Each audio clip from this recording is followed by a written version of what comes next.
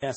You see, I mean, science is supposedly all about questioning things and about discussing things. That's what they want to do. They encourage that. Yes.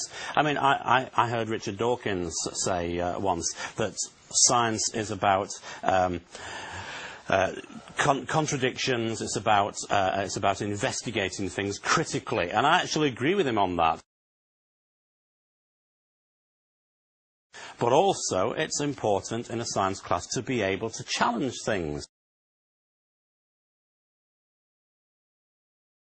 There's nothing wrong with learning the material, but like I said, just don't believe the material. It doesn't hurt to learn the evolution theory, but it does hurt to start believing in that.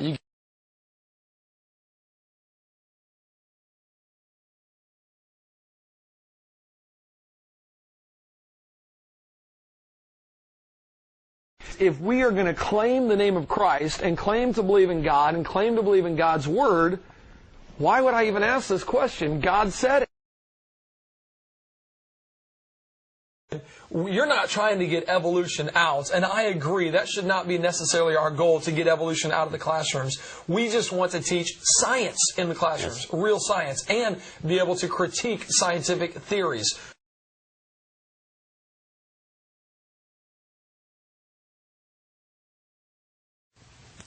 Dawkins and so on cannot prove that the world came into being 4.5 billion years ago. I can't prove scientifically that the world came into being when God created it 6,000 years ago, scientifically.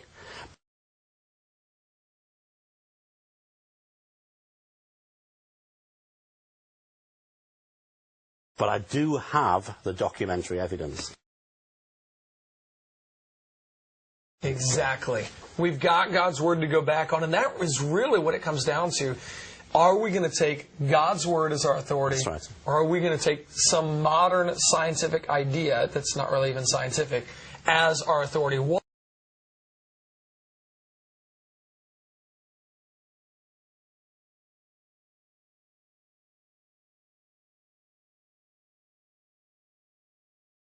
are we going to use there? I was listening to Professor Goldman, I believe was his name, from Lehigh University, and he did a whole series called Science Wars. And as I was going through that, he continued to show over and over that what they thought to be scientifically accurate in the 1700s, by the 1800s, 90% of what they thought was scientifically accurate was now disproven.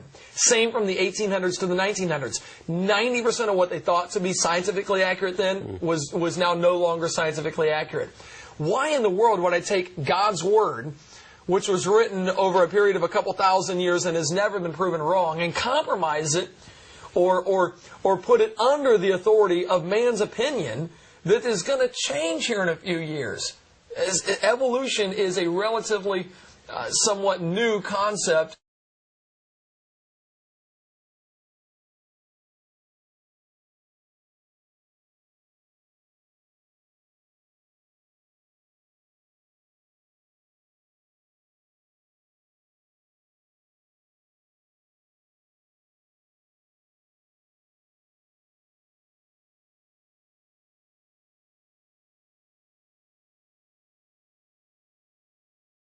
Why am I going to take it over what God says? Well, that's the issue, isn't it? It's an issue of authority. Where is our authority going to be? And, you know, there are many people who say things like, well, God could have used evolution to create the world. And that's really irrelevant. I mean, to an extent, I can accept that God could have used evolution to create the world. Actually, I don't think he could, because that would go contrary to his nature.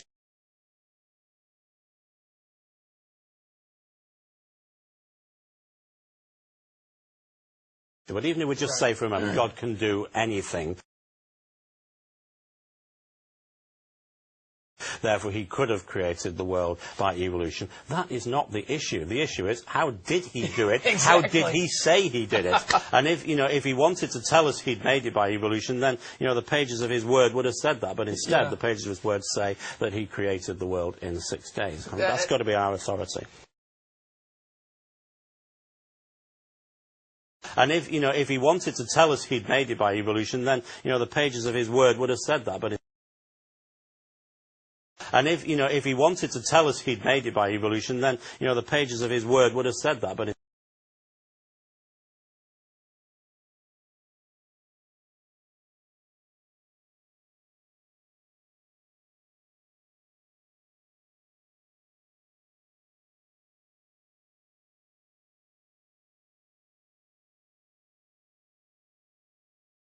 we look at it through God's lens, through God's perspective. So we don't look at the evidence and say, oh, well, maybe the Bible's wrong. We start with God's Word is true, God is right. Now, how does the evidence fit with it?